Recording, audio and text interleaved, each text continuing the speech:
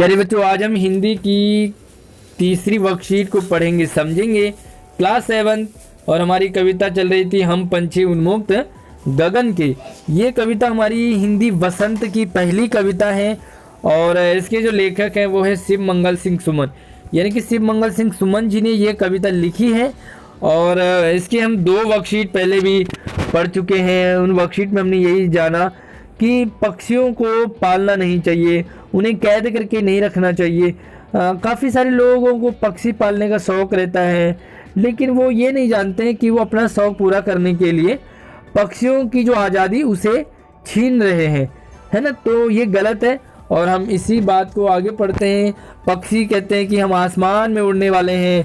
आपने 6ठी क्लास में पढ़ा होगा कि हम बहता जल पीने वाले, है ना। तो वो बहता जल पीने वाले हैं, आसमान में उड़ने वाले हैं, तो उन्हें जो है बंद नहीं करना चाहिए। तो आगे पढ़ते हैं कि वो क्या कहते हैं। तो चलिए, तब तक वीडियो को आप लाइक कर लीजिए और हमारे चैनल को सब्सक्राइब जरूर कर लीजिए। तो चलिए इसे थोड़ा सा हम पढ़ लेते हैं, उसके बाद हम इसे समझेंगे। तो होती सीमाहीन क्षितिज से इन पंखों की होड़ा होड़ी, होती सीमाहीन क्षितिज से इन पंखों की होड़ा होड़ी, या तो क्षितिज मिलन बन जाता या तंती सांसों की डोरी। नीड न दो चाहे टहनी का, आश्रय छिन्न भिन्न कर डालो, लेकिन पंख दिए हैं तो आकुल उड़ान में विघ्न न डालो। कहते हैं कि होती सीमाहीन क्षितिज से, क्षितिज जैसे कि आपने देखा होगा पहाड़ों में आसमान और धरती का मिलन सा लगता है कि जैसे आसमान पहाड़ पे टिक रहा हो। तो पक्षी कहते हैं कि उसे सीमाहीन तक हम, क्षितिज तक हम उड़ना चाहते हैं, अनंत आसमान को छूना चाहते हैं, उड़ते ही जाना चाहते हैं। इन पंखों की होड़ा होड़ी, हम चाहते हैं कि हम, होड़ा होड़ी कहते हैं कंपटीशन, तो हम कंपटीशन करें, एक चिड़िया दूसरी चिड़िया से हम दौड़ते जाए, उड़ते जाए, उड़ते जाए, आसमान में हम उड़ना चाहते हैं। प्रतियोगिता, कंपटीशन में हम लगे रहते हैं। या तो क्षितिज मिलन बन जाता, और पक्षी कहते हैं कि या तो वो क्षितिज जो कि धरती और आसमान का काल्पनिक मिलन लगता है, या तो हम वहाँ तक उड़ते जाएं, और अगर हम वहाँ तक उड़ते उड़ते तंती सांसों की डोरी, चाहे हम वहाँ तक उड़ते उड़ते मर जाएं, हमें वो पसंद है।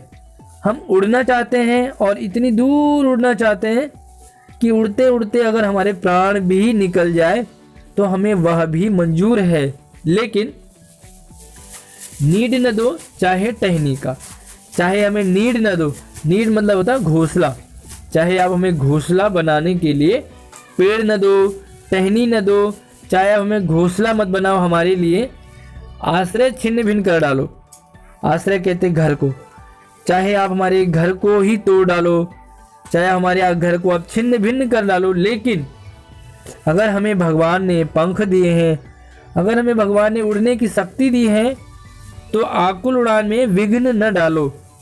तो हमारा जो इस स्वच्छंद वाला आसमान में हम उड़ सकते हैं, उसमें आप विघ्न न डालो, उसमें बाधा न डालो।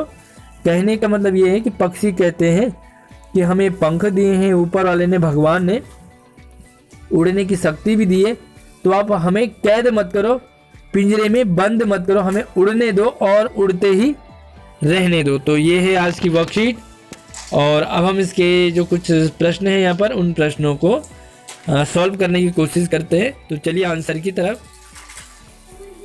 तो पहला सवाल है कि पक्षी उन्मुक्त रहकर अपनी कौन कौन सी इच्छाएं, सॉरी यहाँ पर इच्छाएं हैं, इच्छाएं पूरी करना चाहते हैं। तो देखो, पक्षी उन्मुक्त रहकर, उन्मुक्त यानी कि आज़ाद होकर के वो आसमान की ऊंचाइयों को छूना चाहते हैं, पहली बात। धरती और आसमान के काल्पनिक मिलन तक उड़ना चाहते हैं, मतलब उड़ते ही रहना चाहते हैं। वो कंपटीशन करना चाहते हैं, उड़ने की प्रतियोगिता में भाग लेना चाहते हैं, उड़ने वाली। तो वो आसमान में आज़ाद होकर उड़ना चाहते हैं। दूसरा सवाल है, पक्षी पालना उचित है या नहीं। तो आपने यहाँ पर अपने विचार लिखने हैं। तो यहाँ पर आपने अपने विचार लिखने हैं, तो आप शुरू करोगे, मेरे विचार से पक्षी पालना उचित नहीं है, ठीक नहीं है। क्यों? क्योंकि हर किसी को आज़ादी पसंद होती है, हर कोई आज़ाद होना चाहता है। पक्षी पालकर उनकी आज़ादी छिन जाती है। अगर हम पक्षी पालते हैं तो जो उनकी यह आज़ादी है वो क्या हो जाती है, छिन जाती है, गायब हो जाती है। हमें किसी की आज़ादी छीनने का कोई अधिकार नहीं है, हमें किसी की भी आज़ादी नहीं छीननी चाहिए। तो ये इसका आंसर है कि हमें पक्षियों को पालना ही नहीं चाहिए, क्योंकि पक्षी पालना पाप है एक तरह से। और अगला सवाल है, निम्नलिखित शब्दों से वाक्य बनाइए। तो यहाँ पर शब्द हैं आपके लिए, जैसे घोंसला, प्रतियोगिता, बाधा, और एक और शब्द है वो है आपका घर। ठीक है, तो इनसे आपने वाक्य बनाने हैं। तो चलिए वाक्य दिखाता हूँ आपको। तो पहला शब्द है घोंसला। पक्षी अपना घोंसला बनाने के लिए कड़ी मेहनत करते हैं। और जो शब्द आपने जिससे वाक्य बनाना है उसे आप हाईलाइट करोगे, यानी कि किसी दूसरे पेन से लिखोगे, ब्लैक पेन से लिख लो, या आप उसे अंडरलाइन कर दोगे। ठीक है, तो अंडरलाइन करना जरूर है आपने। साथ में देखो प्रतियोगिता, दूसरी जो लाइन, दूसरा शब्द है, बच्चों को हर प्रतियोगिता में भाग लेना चाहिए। तो इसे भी आपने अंडरलाइन करना है, हर प्रतियोगिता में भाग लेना चाहिए हमें। तीसरा है बाधा। बाधा यानी कि मुसीबतें, रास्ते में आने वाली बाधा से डरना नहीं चाहिए। अगर हमारे रास्ते में कोई बाधा आती है, ऑनलाइन पढ़ाई में कभी फ़ोन मिलता है, कभी नेट नहीं होता है, तो हमें इन छोटी मोटी बाधाओं से डरना नहीं चाहिए। और आगे है घर। तो इसका लिखोगे बाहर कोरोना है, इसलिए घर पर ही रहना चाहिए। ठीक है, अच्छा ये जो मैंने वाक्य बनाए हैं ये तो मैंने अपने हिसाब से बनाए हैं। आप चाहे तो इनमें से आप थोड़ा बहुत चेंज कर सकते हैं वाक्य बनाने में। आप चाहे तो इनमें इनके दो वाक्य बनाएंगे। ठीक है, हाँ ये सही है। एक मैंने आपको बताया है घोंसले से, एक और आप भी बनाओगे, यानी कि आप घोंसले से भी 2 बनाओ, प्रतियोगिता से भी 2 बना दो, बाधा से भी 2 और घर से भी 2। एक तो मैंने जो बताया है वो वाला लिख लो और एक अपनी तरफ से दूसरा लिख लो, ताकि आपको ये समझ में आए कि मुझे भी वाक्य बनाना आ रहा है। और अगला सवाल है चौथा, कि क्या आपने कभी पक्षी, आपकी जानकारी में आपने कभी कोई पक्षी पाला है, उनकी देखरेख किस प्रकार की जाती है, लिखिए। तो देखो, चाहे तो आपने पाले होंगे पक्षी, और आपने नहीं पाले होंगे तो आपके अड़ोस पड़ोस में लोग पक्षी पालते हैं। अब देखो क्या लिखोगे।